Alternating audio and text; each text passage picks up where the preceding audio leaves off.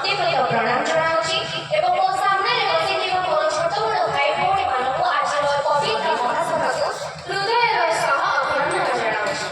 ଆଜିର ଆଲୋଚ୍ୟ ପ୍ରସଙ୍ଗ ହେଉଛି ଦୈନିକ ସମାଜର ଅଗ୍ରଗତି ପାଇଁ ଯୁବପିଢ଼ିର ଭୂମିକା। ବେଳେ ବେଳେ ମନରେ ପ୍ରଶ୍ନ ଉଠେ, ଏ ଦୈନିକ ସମାଜ କ'ଣ? ଏହା କେଉଁଠୁ ଆସିଲା ଆଉ ଯଦିବା ଆସିଲା କାହିଁକି ଆସିଲା? ଏହାର ଉତ୍ତର ପାଇବା ପାଇଁ ଯଦି ଆମେ ଗୋଟେ ଶିକ୍ଷିତ ଲୋକକୁ ପଚାରିବା ହୁଏତ ସେ ବିପଦ କହିବ। ଯଦି ଏହାର ଉତ୍ତର ପାଇବା ପାଇଁ ଗୋଟେ ମୂର୍ଖ ଅପାଠକୁ ପଚାରିବା ଯେ ଅକ୍ଷର କ'ଣ ଜାଣିନି, ଲେଖାପଢ଼ା କ'ଣ ଜାଣିନି, ସେ ପ୍ରଥମେ ଚୁପ୍ ରହିବ। ପରେ ଟିକିଏ ଚିନ୍ତା କରି ଦୁଇ ପଦ କଥା ସଞ୍ଚୟ କରି କହିବ, ଦୈନିକ ସମାଜ କ'ଣ ବଜାରରେ ମିଳୁଥିବା କୌଣସି ସଉଦା ଯାହାକୁ ଆମେ ନୀତିରେ ଭୁଲେଇ ଆଣୁ? ପ୍ରକୃତ ଅର୍ଥରେ ଦୈନିକ ସମାଜ ଅର୍ଥ କ'ଣ ସେଇଆ? ନା, ଆମ ଦେଶ ଭାରତ ଯାହା ଦିନେ ପରାଧୀନ ଅବସ୍ଥାରେ ପଡ଼ି ରହିଥିଲା, ଇଂରେଜମାନଙ୍କ ଠାରୁ ଆରମ୍ଭ କରି ଆର୍ଯ୍ୟ ମରାଠା ମୋଗଲ ପର୍ଯ୍ୟନ୍ତ ସମସ୍ତେ ଆମ ଦେଶକୁ ଶାସନ କରିବାକୁ ଆଗେଇ ଆସିଥିଲେ। ବିଶ୍ୱାସ କରାଯାଏ ଯେ ସେହି ସମୟରେ ଆମର ଚାରୋଟି ଜାତିର ଉନ୍ନତି ଲାଭ ହୋଇଥିଲା। ସେହି ଚାରୋଟି ଜାତି ହେଉଛି ବ୍ରାହ୍ମଣ, କ୍ଷତ୍ରିୟ, ବୈଶ୍ୟ, ଶୂଦ୍ର। ପୁଣି ଆଉ କେହି କେହି ବିଶ୍ୱାସ କରନ୍ତି ଯେ ଆମ ସମାଜର ବିରାଟ ପୁରୁଷ ଆମର ଶ୍ରୀକୃଷ୍ଣଙ୍କ ଶରୀରରୁ ଏହି ଚାରୋଟି ଜାତିର ଉଦ୍ଭବ ହୋଇଛି, ଯଥା ଶ୍ରୀକୃଷ୍ଣଙ୍କ ମୁଖରୁ ବ୍ରାହ୍ମଣ, ବାହୁରୁ କ୍ଷତ୍ରିୟ, ନାଭିରୁ ବୈଶ୍ୟ ଏବଂ ପାଦରୁ ଶୂଦ୍ର।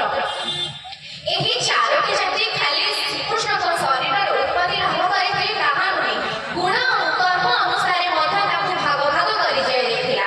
ଯେମିତି ବ୍ରାହ୍ମଣମାନଙ୍କର କାର୍ଯ୍ୟ ହେଉଛି ଶିକ୍ଷାଦାନ କରିବା ଓ ପୂଜାପାଠ କରିବା, କ୍ଷତ୍ରିୟମାନଙ୍କର କାମ ହେଉଛି ଯୁଦ୍ଧ କ୍ଷେତ୍ରରେ ଯୁଦ୍ଧ କରି ସମାଜର ମଙ୍ଗଳ ସାଧନ କରିବା, ତୃତୀୟ କ୍ଷେତ୍ରରେ ହେଉଛି ବୈଶ୍ୟ, ବେପାର ବାଣିଜ୍ୟ କରିବା ଏବଂ ଚତୁର୍ଥରେ ହେଉଛି ଶୂଦ୍ର, ସେବା କାର୍ଯ୍ୟ କରିବା।